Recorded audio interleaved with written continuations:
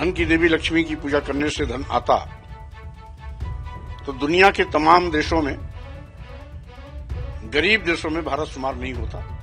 बात तो यह है कि अगर चौथे नंबर का ये आर्थिक रूप से देश बन चुका, तो 80 करोड़ लोग 5 किलो 10 किलो चावल पर जिंदगी क्यों बिता रहे हैं?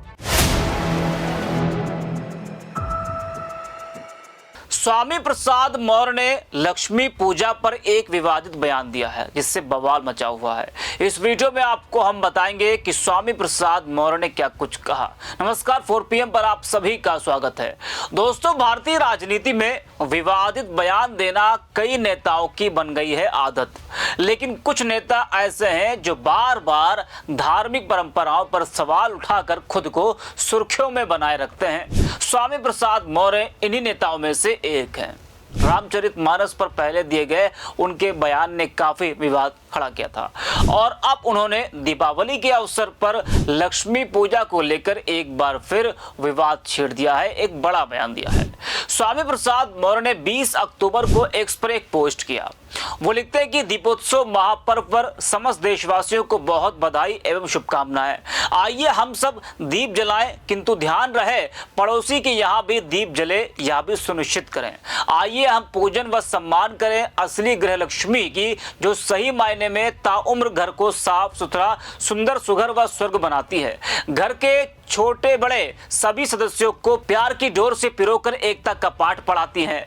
घर को स्वर्ग से भी सुंदर बनाती है, इसलिए घरवाली गृह लक्ष्मी कहलाती है।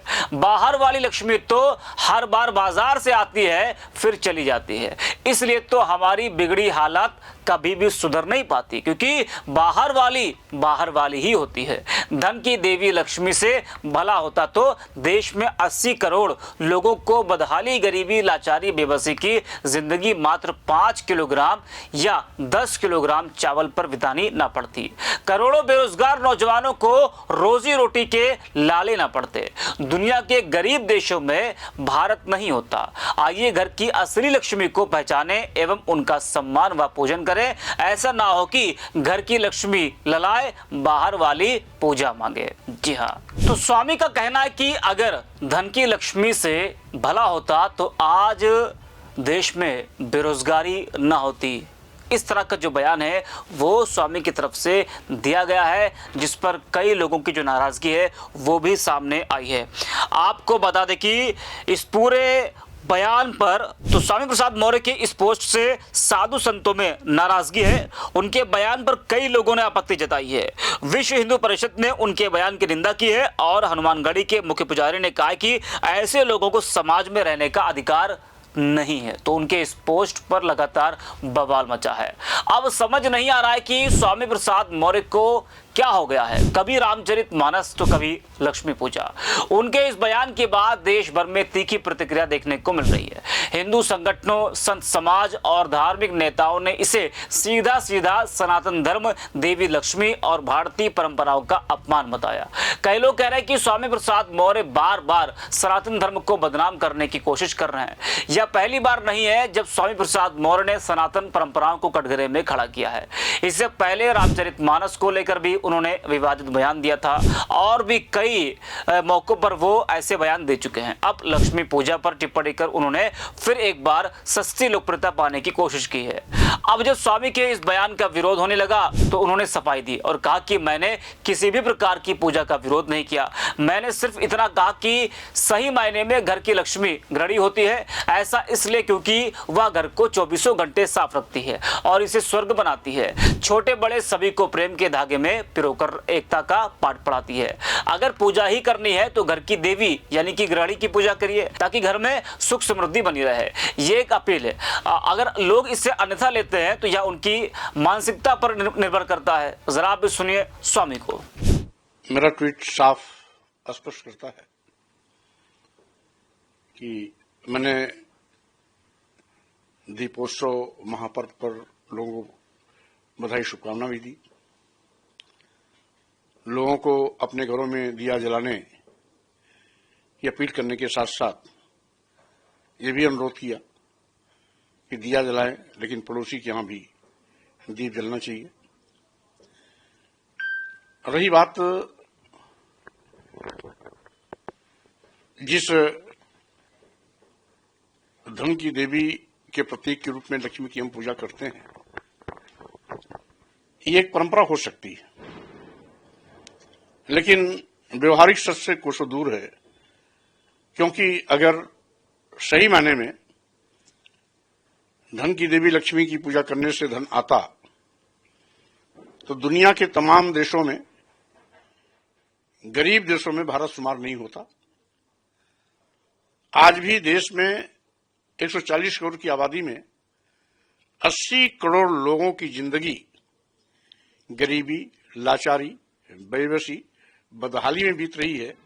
यहां तक कि उनको मात्र 5 किलो 10 किलो चावल पर अपनी जिंदगी बिताने की मजबूरी आ पड़ी है। स्वाभाविक रूप से इसे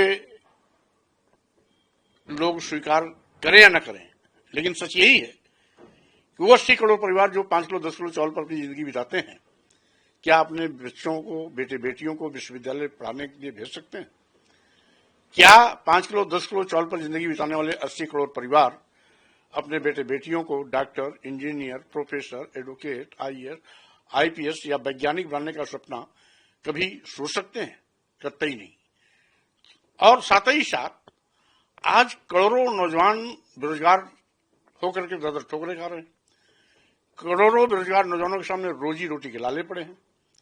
अगर धन की देवी की लक्ष्मी पूजा करने से गरीबी जाती होती, तो न 80 करोड़ परिवार 5 किलो 10 किलो चावल पर जिंदगी बिताता और न करोड़ों नौजवानों को रोजी रोटी के लाले के लिए तरसने पड़ते।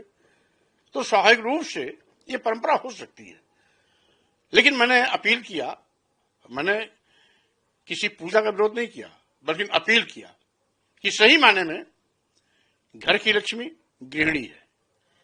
इसलिए कि शाम सुबह उठते बैठते सोते जागते 24 घंटे वो गृहिणी ही है जो घर को साफ सुथरा, सुंदर, सुघर, स्वर्ग बनाने में लगी रहती है।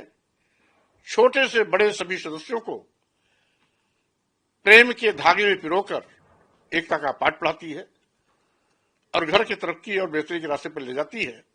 अगर पूजा ही करना है तो घर की देवी, घर वाली यानी गृह लक्ष्मी की पूजा करिए, जिससे कि घर में हमेशा सुख संपदा, खुशहाली बनी रहे। ये अपील है, अपील किसी का विरोध नहीं, बल्कि ये अपील जो मैंने व्यवहार में किया वैसा लोगों से करने की अपील किया। इसका अर्थ अगर लोग अन्यथा लेते हैं, समझते हैं उनकी सोच की बलिहारी है। आपने मिल रहा है, देश तरक्की करता हुआ नजर आ रहा है। बात तो यह है कि अगर चौथे नंबर का ये आर्थिक रूप से देश बन चुका, तो 80 करोड़ लोग 5 किलो 10 किलो चावल पर जिंदगी क्यों बिता रहे हैं? इस देश में करोड़ों नौजवान बेरोजगार क्यों घूम रहे हैं? किसी चीज को राजनीतिक रूप से कैश करना अलग चीज है, व्यवहार में क्या है वो अलग चीज है। लेकिन राजनीतिक तौर का इसमें कोई मामला ही नहीं है। ये तो हमेशा से पूजा चली आ रही है और अचानक से आपने अब ये बयान दिया, आप इसको अपील कह रहे हैं। लोग तो कह रहे हैं कि ये तो विवादित बयान है। नहीं, विवादित हो ही नहीं सकता। हमने किसी को पूजा करने से मना थोड़ा किया है। हमने तो एक उनको सुझाव दिया है कि घर की खुशहाली घर वाली से आती है, इसलिए सम्मान देना ही है तो घर की देवी को दीजिए, घर की लक्ष्मी को दीजिए। हमारे यहाँ एक कहावत भी है, यत्र नार्यस्तु पूजन्ते रमन्ते तत्र देवता। जहां स्त्रियों का सम्मान होता है वहीं पर स्वर्ग होता है, वहीं खुशियां आती हैं। तो अगर खुशियां और सुख समृद्धा घर में लाना ही है तो गृह लक्ष्मी की पूजा करिए। हमने सुझाव दिया है।